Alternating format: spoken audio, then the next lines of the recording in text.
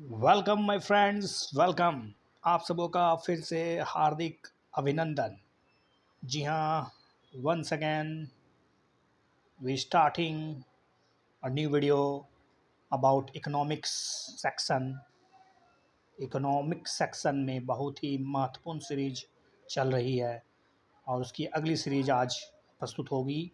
इस वीडियो में हम बात करेंगे कैपिटल मार्केट की।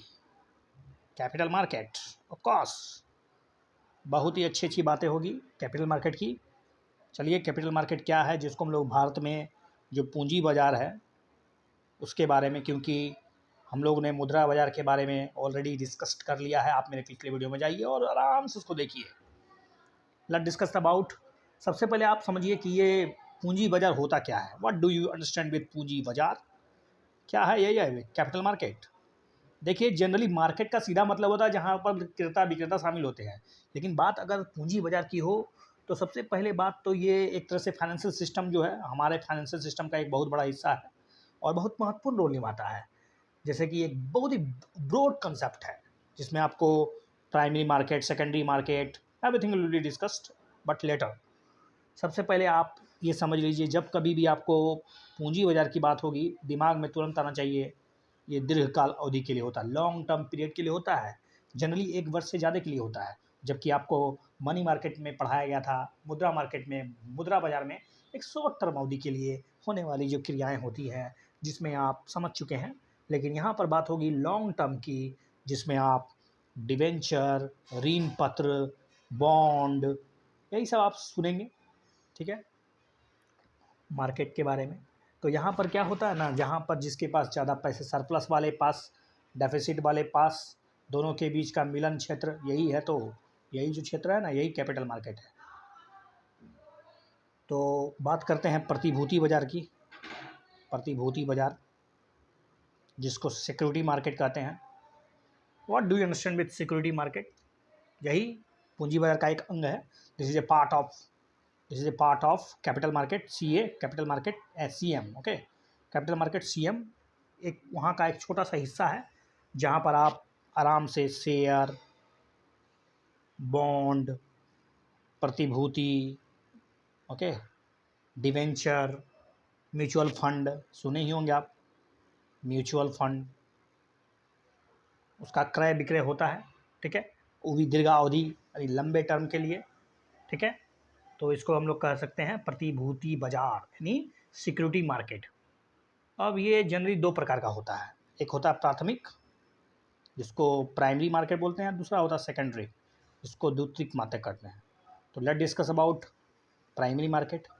देखिए, प्राइमरी मार्केट जहाँ पर पहली बार किसी कंपनी है उसके द्वारा पहली बार जब सिक्योरिटी या फिर बॉन्ड या फिर डिवेंचर, ठीक है, जारी किया जाता है, that is called initial public offering. ठीक है, तो इनिशियल पब्लिक ऑफरिंग सीधा मतलब है प्राथमिक बाजार एक ऐसा मार्केट होता है जो प्रतिभूति को बेचने के लिए निकलता है और पहली बार मूल रूप से, ठीक है, मूल रूप से पहली बार जारी किया जाता है, that is known as primary market. Okay, primary market की खूबी तो समझ गए हैं आप। प्राइमरी मार्केट, इसमें प्राइवेट लोग और 2000 से अधिक लोग शामिल होते हैं। उसके बाद बात करें हम लोग सेकेंडरी मार्केट की। सेकेंडरी मार्केट का मतलब है, सेकेंडरी मार्केट का मतलब द्वितीयक बाजार। ये द्वितीयक बाजार का मतलब होता है जैसे कि आपने IPO लॉन्च हुआ, उसको ABCD द्वारा खरीदा गया। ठीक है, अब ये ABCD और बहुत से लोगों को, ग्राहकों को बेचेंगे। तो एक ऐसा बाज़ार जहाँ पर पहले से जो लिस्टेड कंपनियाँ हैं, ऑलरेडी लिस्टेड कंपनियाँ, ठीक है, लिस्टेड, सूचीबद्ध जो लिस्टेड कंपनियाँ होती हैं, उन कंपनियों के द्वारा सेकेंडरी मार्केट में शेयरों का जो होता है वो क्रय विक्रय होता है। और ख़ास करके ये जो प्रक्रिया होती है वो स्टॉक मार्केट में होती है। स्टॉक मार्केट, ओके, जी हाँ, स्टॉक मार्केट में होता है सेकेंडरी विकेट, जिसको हम लोग सेकेंडरी मार्केट के रूप में भी जानते हैं। और बहुत ही हो हल्ला वाला आप मूवी देखना चाहें तो आप इसके वजह संबंध में दे सकते हैं। चलिए हम थोड़ा सा डिस्कस कर लेते हैं what are the difference between primary market and secondary market. Okay, क्या डिफरेंस है? तो सबसे पहले बात समझ लीजिए, प्राइमरी मार्केट जो होता है, जिसका मतलब होता है कि शेयर बाज़ार, जहाँ पर जो जो शेयर होता है उसका विक्रय किया जाता है, शेयर का विक्रय किया जाता है। और यहाँ पर क्या होता है, पहली बार जो शेयर जारी किया गया उसका क्रय विक्रय नहीं होता है, बल्कि इसके में पहले से जो ऑलरेडी लिस्टेड कंपनियां हैं उनके द्वारा शेयर का क्रय विक्रय किया जाता है। ये प्राइमरी मार्केट प्रत्यक्ष होता है, ठीक है, जबकि ये अप्रत्यक्ष होता है, सेकेंडरी मार्केट इनडायरेक्टली होता है। ओके, अगर बात करें तो ये एक ही बार होता है, प्राइमरी मार्केट केवल एक बार शेयर जारी करता है। यहाँ पर जितना बार जारी करना ना करते रही ना, कोई दिक्कत नहीं है, मेनी टाइम्स। ओके, एक निश्चित मूल्य पर होता है, यहाँ पर एक निश्चित मूल्य होता है। प्राइमरी मार्केट में जो शेयर जारी किए जाते हैं, जिसको इनिशियल पब्लिक ऑफरिंग कहते हैं, वो एक निश्चित मूल्य पर जारी किया जाता है, जबकि यहाँ पर डिमांड एंड सप्लाई के आधार पर मूल्यों का निर्धारण होता है। ठीक है, यही है, बस अब समझ लीजिए, इतना काफ़ी है। तो अगर जो पुरानी ऑलरेडी लिस्टेड कंपनियां हैं, लिस्टेड जो सूचीबद्ध कंपनियां हैं, अगर अपने नए शेयर जारी करती है, फिर से अगर नया शेयर जारी करती है, तो इसको हम लोग फॉलो ऑन पब्लिक ऑफरिंग कहते हैं, एफपीओ भी कहते हैं। ठीक है, जहाँ पर प्रतिभूतियों का क्रय और विक्रय पूंजी निर्माण का सृजन नहीं करती है, यहाँ पर कोई कैपिटल का फॉर्मेशन नहीं, there is no capital formation. Stock market में विक्रय के लिए जो भी आपको पेपर या अंश या पत्र को तरलता और विनिमय प्रदान करता है, बस एफपीओ सिर्फ और सिर्फ तरलता को प्रदान करता है, इसमें कैपिटल का फॉर्मेशन नहीं होता है। ओके, ये प्रतिभूति क्या होता है? बहुत देर से मैं प्रतिभूति प्रतिभूति बक रहा हूँ। क्या है ये प्रतिभूति? सिक्योरिटी।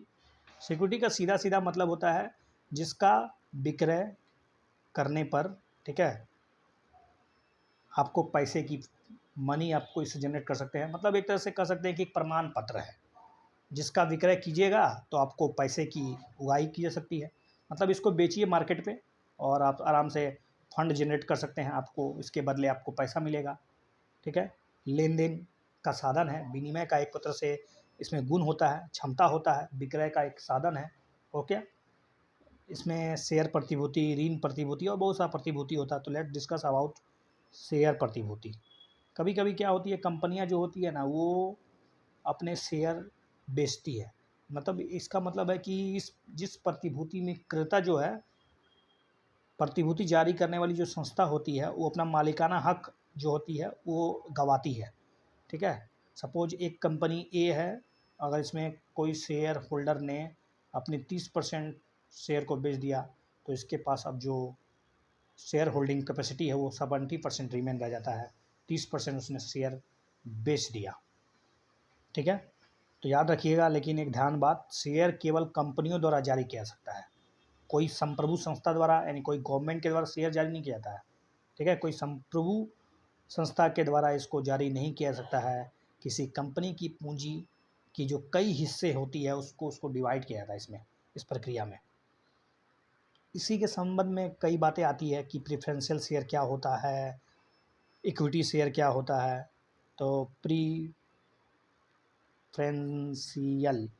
प्रेफरेंशियल का मतलब समझते हैं ना आप, मतलब वरीयता, और नहीं बोलते हैं ना, हमको चाय के ज़्यादा कॉफ़ी अच्छा लगता है, तो वरीयता, जो वरीयता होता है उसके बारे में समझ लीजिए कि ये प्रेफरेंशियल शेयर क्या है, पीएस शेयर क्या है।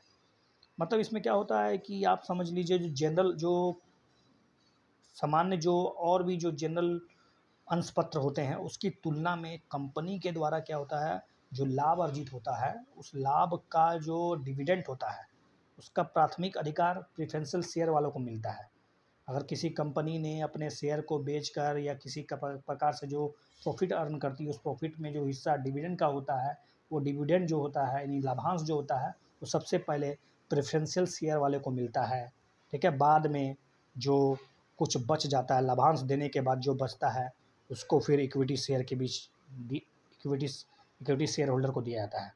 लेकिन ध्यान रहे, इसमें जो प्रेफरेंशियल शेयर होल्डर होते हैं उन्हें मताधिकार नहीं मिलता है। मताधिकार मतलब उसको वोट देने का, या किसी मीटिंग में कुछ निर्णय लेना हो तो उसमें आपको प्रेफरेंशियल शेयर वाले लोगों को वोट देने का, यानी मताधिकार देने का अधिकार प्रेफरेंशियल शेयर वालों को नहीं होता है।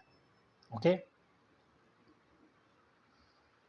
तो जिस वित्तीय वर्ष में कंपनी को जो पर्याप्त लाभ प्राप्त होता है, उस वर्ष सबसे पहले जो वरीयता दिया जाएगा, जो लाभांश का जो डिस्ट्रीब्यूशन होगा, उसी के आधार पर प्रेफरेंशियल शेयर और इक्विटी शेयर का नाम उठा है।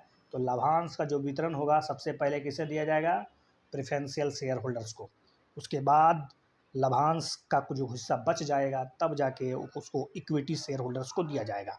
तो बात कर लेते हैं, what do you understand with equity share? Okay, equity share का क्या मतलब है?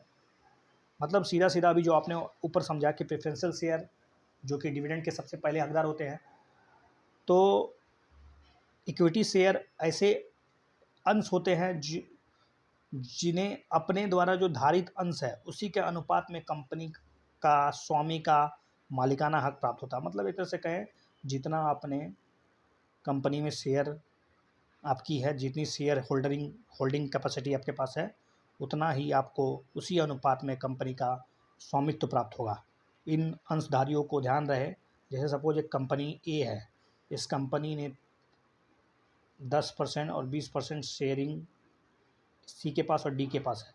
तो जितना सी के पास है, जितना डी के पास है, उतनी की ही इसके पास इस कंपनी का मालिकाना हक होगा।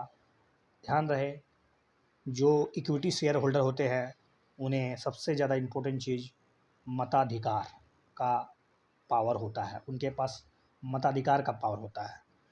और सबसे बड़ी बात जो लाभांश होती है, वो लाभांश जो होता है इनको बहुत अंतिम में मिलता है, इनको वरीयता नहीं दिया जाता है लाभांश में।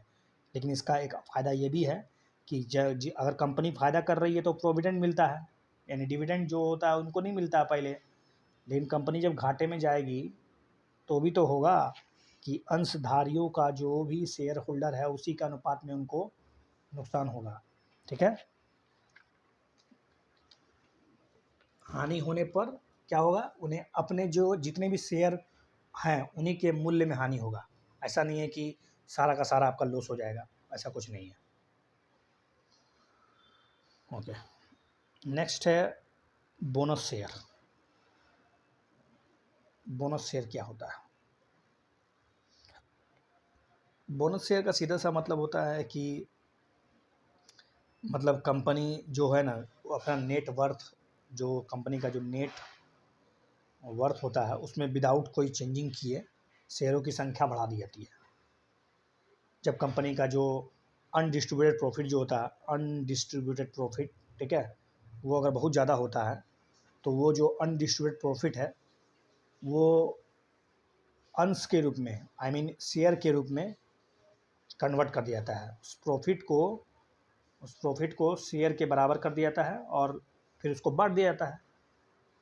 तो इससे क्या होता है? इससे मतलब इसमें क्या होता है कि जो कंसोलिडेट निधि है, आई मीन संचित निधि है, और जो अवितरित लाभ है, एक निश्चित भाग जो होता है उसका, वो पूंजी के रूप में हस्तांतरित हो जाता है। आते हैं अगला topic, right issue. Right issue सुना ही होगा आपने, right issue. Okay, what do understand with right issue? Right issue का सीधा सीधा मतलब है, कोई भी अगर कंपनी है जो उसके वर्तमान जो शेयर होल्डर्स है, ठीक है, उसको पहला अधिकार है कि वो अपने जो नए शेयर है उसको जारी कर सकती है। तो नए शेयर जारी करने का जो एक तरह से पावर होता है, एक तरह से जो अधिकार होता है, that is called right issue. Okay, आते हैं डेप्ट सिक्योरिटी क्या होता है? डेप्ट security, what do mean by dept security? इसका मतलब ऋण प्रतिभूति। ऋण प्रतिभूति का मतलब है जो एक तरह से, जो ऐसी बात, हम तो कैपिटल मार्केट की बात ही कर रहे हैं, तो दीर्घावधि, दीर्घकालीन लिख लीजिए, दीर्घकालीन, ठीक है, लॉन्ग टर्म अवधि के लिए आपको अगर पूंजी चाहिए, बहुत भारी मात्रा में पूंजी चाहिए, तो पूंजी इकट्ठा करने का एक तरह से एक तरीका है डेप्ट सिक्योरिटी। इसमें क्या होता है, कोई कंपनी जो होती है वो लेनदार होती है, मालिक नहीं होती है। ठीक है, कंपनी जो होता है वो लेनदार होता है, मालिक नहीं। प्रतिभूति जिसमें क्रेता को जो स्वामी का मालिक हक नहीं बनाया जाता है, बल्कि केवल और केवल ब्याज तथा संपूर्ण जो अवधि पूरी होने पर मूलधन मिलता है। कोई भी कंपनी है उसने अगर डेब्ट सिक्योरिटी जारी किया है तो इसके मदद से आप इस कंपनी का शेयर होल्डर नहीं बन जाते हैं, मालिकाना हक नहीं मिलता आपको, केवल और केवल आपको प्रॉफिट यानी मूलधन और उस पर ब्याज मिलेगा। तो इसको कहते हैं डेब्ट सिक्योरिटीज, ठीक है। और जितने भी जो डेब्ट सिक्योरिटी मतलब डेब्ट सिक्योरिटी होते हैं, जो ऋण की जो प्रतिभूतियाँ होती हैं, वो एक तरह से लॉन्ग टर्म अवधि के लिए उधार ली गई राशि और उस पर जो ब्याज दर होता है जिसको कूपन रेट कहते हैं, एक परिपक्वता अवधि होता है उसमें, ठीक है। और ऋणधारी को मताधिकार का अधिकार थोड़ा मिल जाएगा, क्योंकि आपको सीधा सा मतलब समझ लीजिए कंपनी का कोई मालिकाना हक उसका शेयर बेचा नहीं जा रहा है, बस कंपनी के द्वारा एक तरह से पैसा जुटाने के लिए एक तरह से बॉन्ड जारी किया जा रहा है, प्रति ऋण एक तरह से पत्र जारी किया जा रहा है और उस पर एक निश्चित कूपन होगा, निश्चित दर होगा, एक निश्चित प्रॉफिट होगा आपको, ठीक है, कूपन रेट, टाइम, यही सब है। दूसरा है bill of exchange, bill of exchange जिसको हम लोग कहते हैं हुंडी या हुंडी, या कहे तो ऋण विनिमय पत्र भी बोल सकते हैं आप, हुंडी बोलिए, विनिमय पत्र बोलिए। हुंडी के बारे में यूपीएससी ने सवाल पूछा था, सिंपल सवाल, तो ज़्यादा जानना नहीं है, बस आप थोड़ा थोड़ा जानिए। हुंडी या विनिमय पत्र जो है ना, एक तरह से एक सबसे पहला तो ये नन इंटरेस्टेड वाला होता है, इसमें कोई इंटरेस्ट आपको नहीं मिलता है, ठीक है। नन इंटरेस्ट, ब्याज धारक और लिखित आदेश होता है जो एक निश्चित अवधि के बाद किसी भी दूसरे पक्ष को एक निश्चित राशि भुगतान करने की एक तरह से गारंटी देता है, बाध्य करता है। और जनरली ये 1 वर्ष से क्या होता है, 1 वर्ष से कम अवधि के लिए होता है, ध्यान रहे, ठीक है। जिस हुंडी का लेन देन, ठीक है, 1 वर्ष से कम अवधि का होगा उसको हम लोग विनिमय पत्र बोलेंगे या हुंडी कहेंगे। और ध्यान रहे इसका जो विक्रय होता है वो, सपोज अगर कोई हुंडी है और उस पर 100 रुपया लिखा हुआ है तो उसको 100 रुपया में नहीं बल्कि 90 रुपया में या 80 रुपया में जारी किया जाएगा। इस पर आपको बॉन्ड नहीं मिलेगा, इस पर इस पर आपको ब्याज नहीं मिलेगा, बल्कि आपको वापस लौटाने पर फेस वैल्यू में खरीद लिया जाएगा, अंकित मूल्य पर वापस ले लिया जाएगा और जारी करते समय अंकित मूल्य से कम मूल्य पर जारी किया जाएगा।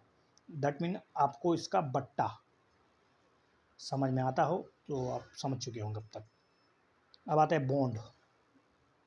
ये बॉन्ड क्या है? ऐसा मतलब सीधा सीधा जितना भी हम लोग प्रतिभूति की बात कर रहे हैं ना, वो एक तरह से पैसा उठाने का तरीका है जिसके आधार पर जो बॉन्ड इशूअर होता है वो एक तरह से ऋण लेता है। और बॉन्ड एक मतलब एक तरह से ऋण का निवेश है जिसमें कि एक निवेशक जो है, एक संस्था जो है, विशेषकर एक व्यावसायिक है या सरकारी भी हो सकता है, उसको धन उधार लिया जाता है, उसके द्वारा धन उधार लिया जाता है और उसमें उस संस्था के द्वारा एक निर्धारित समय अवधि होता है उसमें, और एक निर्धारित दर होता है, कूपन रेट होता है, इंटरेस्ट रेट होता है। बस दूसरे शब्दों में कह दीजिए कि एक ऐसा मतलब प्रतिभूति मतलब ऋण लेने का एक ऐसा तरीका जिसमें कि जो मैच्योरिटी पीरियड होता है वो ग्रेटर देन 1 ईयर होना चाहिए। 1 वर्ष से ज़्यादा हो तो वो बॉन्ड है और 1 वर्ष से कम है तो वो बॉन्ड नहीं कहलाएगा, ठीक है। खास करके आप जान लीजिए जो भी सरकारें होती हैं वो एक तरह से बॉन्डें जारी करती हैं और ये बॉन्ड 1 वर्ष से अधिक की अवधि की परिभाषा सीधा सा है। बॉन्ड का मतलब है कि एक दीर्घावधि वाला होता है, 1 वर्ष से ज़्यादा का होता है। उन्हें कंपनियां बेचकर क्या करती है, अपना विस्तार करती है। इसी प्रकार राष्ट्रपति या राज्यपाल के हस्ताक्षर के द्वारा जारी बॉन्ड जो होता है सरकारी बॉन्ड कहलाता है। और अगर उसको कोई बड़ा कारोबारी जारी करता है तो कारोबारी बॉन्ड कह सकते हैं आप उसको।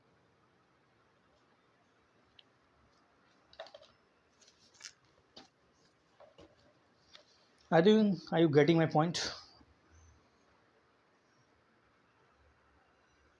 अब आते हैं हम लोग पढ़ते हैं डेरिवेटिव्स।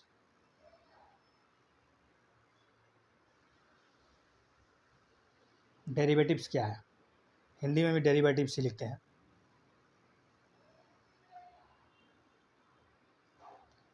सीधा सीधा इसका सीधा मतलब होता है कोई अगर डेरिवेटिव्स है इसका अपना कोई इंट्रिंसिक वैल्यू नहीं होता है, इसका अपना कोई मूल्य नहीं होता, स्वतंत्र वैल्यू नहीं होता है, लेकिन इसका जो मूल्य और इसका जो लाभ होता है वो डिपेंड करता है कि किस परिसंपत्ति पर टिका हुआ है। जैसे कि इट में भी कमोडिटी हो सकता है, बुलियन हो सकता है, मुद्राएं हो सकती है, बॉन्ड हो सकता है, सिक्योरिटी हो सकता है, फ्यूचर हो सकता है, फॉरवर्ड हो सकता है, ऑप्शन हो सकता है। डेरिवेटिव्स के कई प्रकार होते हैं। शॉर्ट में डेरिवेटिव्स जिसका अपना कोई इंट्रिंसिक वैल्यू नहीं होता है बल्कि ये अपना मूल्य जो होता है वो किसी अन्य चीज़ से ड्राइव करता है, ठीक है। जिसमें कि आपको प्रतिभूतियाँ, कमोडिटी, बुलियन, मुद्राएं हो सकती है। तो ये जो डेरिवेटिव्स होता है ना, उसको मतलब क्रय विक्रय करने के लिए एक तरह से लाया जाता है। तो ये दो प्रकार का जनरली होता है, एक फॉरवर्ड डेरिवेटिव्स और एक होता है फ्यूचर कॉन्ट्रैक्ट। तो पहले हम लोग बात करते हैं फॉरवर्ड कॉन्ट्रैक्ट की, एफसी की। ठीक है, फॉरवर्ड अनुबंध क्या होता है? मतलब एक तरह से एग्रीमेंट है समझिए, जिसमें कि कोई भविष्य की एक निश्चित तारीख पर, जो ऑलरेडी मतलब एक कोई निश्चित तारीख डिटरमाइन कर लीजिए और एक पूर्व निर्धारित मूल्य निर्धारित कर लीजिए, जिसके आधार पर कोई वित्तीय परिसंपत्ति या फिर मुद्रा या फिर कमोडिटी को क्रय और विक्रय करने के लिए हम लोग एग्री हो जाते हैं। जैसे सपोज एक किसान है, एक किसान, एक कृषक, ठीक है, एक बड़ी कंपनी या किसी से एग्रीमेंट कर लेता है कि वो एक निश्चित तिथि अवधि पर इतना किलो आलू बेचेगा। ठीक है, वो फॉरवर्ड मार्केट में एक निश्चित कीमत पर बेचने के लिए एक एग्रीमेंट कर लेता है, और फसल की जब कटाई होती है तो उसके बाद वो फसल को आसानी से बेच सकता है, क्योंकि अगर फसल में, ताकि मूल्य का जो उतार चढ़ाव हुआ उससे बच सकता है वो। तो फॉरवर्ड मतलब फॉरवर्ड एग्रीमेंट में किसी भी एक मानक का कोई मतलब, इसमें देखिए ध्यान, दो बातें, कोई तो मानक होता नहीं है, there is no any standardization, कोई स्टैंडर्डाइजेशन फॉलो नहीं किया जाता है। और दूसरा बात है, इसमें जो कॉन्ट्रैक्ट होता है उस कॉन्ट्रैक्ट में कोई भी गारंटी नहीं होती है, there is no guarantee in forward contract. कोई गारंटी नहीं मिलती आपको, कोई मानक नहीं होता है, कोई गारंटी नहीं होती है। That is talking about forward contract. But just opposite to it, future contract में जस्ट उल्टा होता है। फ्यूचर कॉन्ट्रैक्ट में एक निश्चित मानक भी होगा, एक निश्चित दशा भी होगी, एक निश्चित शर्त भी होगा। ठीक है, और साथ ही साथ आपको कॉन्ट्रैक्ट पर जो कुछ भी होने वाला है लाभ या हानि, उस पर गारंटी दी जाएगी। तो ये बात होगी फ्यूचर कॉन्ट्रैक्ट की। तो फ्यूचर कॉन्ट्रैक्ट किसी दो ए और बी के बीच अगर फ्यूचर कॉन्ट्रैक्ट हो रहा है, ठीक है, तो सीधा सीधा मतलब एक ऐसा अनुबंध है जिसमें एक भविष्य की किसी एक निश्चित तारीख होगी, उस निश्चित तारीख पर ऑलरेडी आपको कोई मूल्य बता दिया जाएगा, और उसके आधार पर कोई वित्तीय परिसंपत्ति हो, कोई मुद्रा हो, कोई कमोडिटी हो, उसका एक्सचेंज किया जाएगा, क्रय विक्रय किया जाएगा। और ध्यान रहे, ये जनरली एक्सचेंजों के माध्यम से, स्टॉक एक्सचेंज जो होता है उसके माध्यम से होता है, ताकि इसमें कोई शर्त हो, कोई मानक हो, उसको ऑलरेडी निर्धारित किया जा सके। और ये जो अनुबंध है या जो कॉन्ट्रैक्ट है और उसका जो निपटान है, आई मीन उसका जो फाइनलाइजेशन है और उसकी जो संशोधन है या समाशोधन है, वो एक तरह से फिक्स्ड हो, गारंटीकृत हो। Okay, I think your. अब बात करते हैं हम लोग पूंजी बाजार से जो कुछ और भी जो बहुत इंपॉर्टेंट टर्मिनोलॉजी होती है, आई मीन जो शब्द होते हैं, जैसे डिवेंचर। आपने अभी अभी मेरे लेक्चर में डिवेंचर शब्द को सुना होगा। डिवेंचर क्या होता है सर? सर डिवेंचर कुछ नहीं होता है, बस ये भी एक प्रकार का ऋण पत्र है। हम लोग सब भीख मांगने का तरीका खोज रहे हैं। भीख मांगना मतलब मेरा कहना है कि आप उधार मांग रहे हैं कहीं से, तो उधार मांगने का आपके पास बहुत सा तरीका हो सकता है। ऋण लेने के लिए आप बहुत सारे दरवाजे अपने लिए खोलने चाहते हैं, लेकिन अगर सरकार जहाँ बॉन्ड के माध्यम से ऋण लेती है ना, आपको बताया गया कि सरकार जब बॉन्ड के माध्यम से लॉन्ग टर्म अवधि के लिए गवर्नमेंट सिक्योरिटी जारी करती है, तो एक तरह से ऋण ले रही है, बॉन्ड जारी कर रही है। लेकिन अगर वही काम अगर कोई बड़ी कंपनी करने लगे, तो वहाँ पर आप बॉन्ड इस्तेमाल ना करके किस शब्द का इस्तेमाल करते हैं? डिवेंचर का इस्तेमाल करते हैं, डिवेंचर। ओके, तो कंपनियों द्वारा ऋण लेने का या ऋण के लिए जो भी कुछ मतलब एक तरह से पत्र दिया जाता है, उसको हम लोग डिवेंचर कहते हैं। डिवेंचर याद रखिएगा, ये फेस वैल्यू पे जारी किया जाता है। फेस वैल्यू का मतलब ये हमेशा अंकित मूल्य पर, मार्केट प्राइस पर, एमपी पर जारी किया जाता है। ठीक है, और बॉन्ड जो होता है वो हमेशा कटौती पर जारी नहीं किया जाता है। बॉन्ड जो है वो कटौती पर जारी नहीं किया जाता, बल्कि उस पर एक निश्चित ब्याज मिलता है। ठीक है, एक निश्चित मूलधन मिलता है। इसलिए ब्याज का बात जब भी हो तो बॉन्ड मार्केट से समझिए, बॉन्ड से जुड़ा हुआ है। बॉन्ड में ब्याज मिलेगा, इसको अंकित मूल्य पर नहीं बल्कि जिस मूल्य पर है उसी मूल्य पर जारी किया जाएगा। तो सरकार जहाँ बॉन्ड के माध्यम से ऋण लेती है, कंपनियां और बॉन्ड या डिवेंचर दोनों के माध्यम से ऋण ले सकती है। ऐसा नहीं है कि कंपनी बॉन्ड के माध्यम से ऋण ले सकती है, ले सकती है, लेकिन डिवेंचर के माध्यम से भी ऋण ले सकती है, लेकिन सरकारें डिवेंचर के माध्यम से ऋण नहीं लेती है जनरली। डिवेंचर हमेशा अंकित मूल्य पर, जबकि बॉन्ड हमेशा कटौती मूल्य पर जारी किया जाता है। एक होता है जीरो कूपन बॉन्ड। तो बताइए, तो जीरो कूपन बॉन्ड में कोई बॉन्ड आएगा? इसमें एक तरह से डिवेंचर आना चाहिए। कि जीरो कूपन बॉन्ड का मतलब होता है कि जिस पर कोई आपको इंटरेस्ट चार्ज नहीं मिलने वाला है। मतलब कोई भी आपको ऐसा बॉन्ड जिस पर आपको कोई निश्चित ब्याज दर ना मिले। ब्याज मतलब एक तरह से शून्य हो, जीरो, इसलिए तो उसका नाम पड़ा जीरो कूपन बॉन्ड। तो अब बोलेगा क्यों जारी किया जाएगा, हम क्यों पैसा फंसाएंगे उसमें जब हमको बॉन्ड में कोई पैसा नहीं मिल रहा? तो नहीं, बात है कि जीरो कूपन बॉन्ड मतलब एक ऐसा ऋण पत्र होता है जो मतलब आपको किसी का ब्याज तो नहीं देगा, लेकिन आपको छूट मिलेगा, इस पे छूट यानी डिस्काउंट मिलेगा। क्या मतलब है इसका? इसका मतलब है कि बॉन्ड, जो भी जीरो कूपन बॉन्ड होगा उसको अंकित मूल्य से कम मूल्य पर जारी किया जाए। जितना अंकित मूल्य है उससे कम मूल्य पर जारी किया जाएगा। सपोज अंकित मूल्य 100 रुपया है तो हो सकता है उसको 90 रुपये में जारी किया जाए, लेकिन जब आप उसको वापस लौटाइएगा तो आपको 100 रुपया का 100 रुपया वापस मिल जाएगा। ओके, माने पार वैल्यू, जो पार वैल्यू होता है ना, उसी पर आपको वापस मिल जाएगा पैसा। चिंता मत कीजिए, लगाइए पैसा किस पर? जीरो कूपन बॉन्ड पर। एक होता है inflation index bond, indexed bond.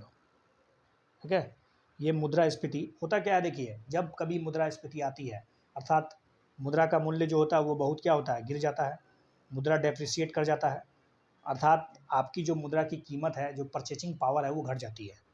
तो आप कहीं भी अगर पैसा लगाइएगा, अगर वो इन्फ्लेशन इंडेक्स नहीं है तो आपको नुकसान हो जाएगा, क्योंकि आपने अगर बैंक में पैसा फंसाया है और वापस आपको, आपने 100 रुपया 2020 में फंसाया, लेकिन महंगाई दर अगर 10% बढ़ गई तो 100 रुपया का 10%, 10 रुपया तो ऐसे ख़राब हो गया आपका। यानी आपको जो पैसा अगर 100 रुपया मिल भी जाएगा बैंकों की मदद से, वापस आप बैंक में एक निश्चित परिपक्वता अवधि पर आप वापस बैंक आपको आपका धन लौटाएगी फिक्स डिपॉजिट के बाद, तो आपको नॉमिनल इंटरेस्ट रेट जो होगा आपको जो मिलेगा ना, वो इन्फ्लेशन के कारण कहीं ना कहीं कम मिलेगा। तो आप चिंतित हो जाइएगा कि हमने पैसा फंसाया बैंक में, कुछ फ़ायदा नहीं हुआ। तो बैंकें क्या करती है, या बड़ी बड़ी सरकारी या बड़ी बड़ी एजेंसियाँ जो होती है, वो अपने जो ऋण पत्र होती है उसमें आपको निवेश करने के लिए, प्रोत्साहित करने के लिए कहती है, चिंता मत कीजिए, आपका बॉन्ड जो होगा, आपका जो ऋण पत्र है, वो इंडेक्स जो है वो इन्फ्लेशन से जुड़ा रहेगा। जो आपको इन्फ्लेशन अगर 5% है और आपका जो इंटरेस्ट रेट है, वो दोनों को मिला के आपको आपका भुगतान किया जाएगा। तो ओवरऑल फिर से अगर बता दें तो निवेशकों की आय जो होती है वो मुद्रास्फीति की मार से बचाने के लिए आरबीआई के द्वारा मुद्रास्फीति सूचकांकित बॉन्ड जारी किया जाता है, और पहली बार 2013-14 में लाया गया था। ठीक है, तो मुद्रास्फीति बचत एवं आय को कम करती है। तो इसके प्रभाव को ख़त्म करने के लिए, इसके प्रभाव से हटने के लिए, बचाने के लिए, ठीक है, इसमें आपने क्या देखा, मुद्रास्फीति सूचकांकित बॉन्ड, जो आपको ऐसा प्रतिफल देगी जो हमेशा मुद्रास्फीति से ज़्यादा होगी। ओके, लेकिन इसमें भी दो प्रकार का होता है, एक capital index bond. Capital index bond जो होती है ना, वो सिर्फ मुद्रास्फीति के से आपके मूलधन को बचाती है, आपके ब्याज को कवर नहीं करती है। ठीक है, आपके ब्याज को कवर नहीं किया जाएगा। सपोज आपका कोई पैसा 100 रुपया है, उस पर 10% का इंटरेस्ट रेट है अगर कोई बैंक, और अगर वो कैपिटल इंडेक्स बॉन्ड है, कैपिटल इंडेक्स बॉन्ड है, तो आपके केवल केवल केवल 100 रुपये को ही मुद्रास्फीति से बचाएगी, आपके ब्याज को कवर नहीं करेगी।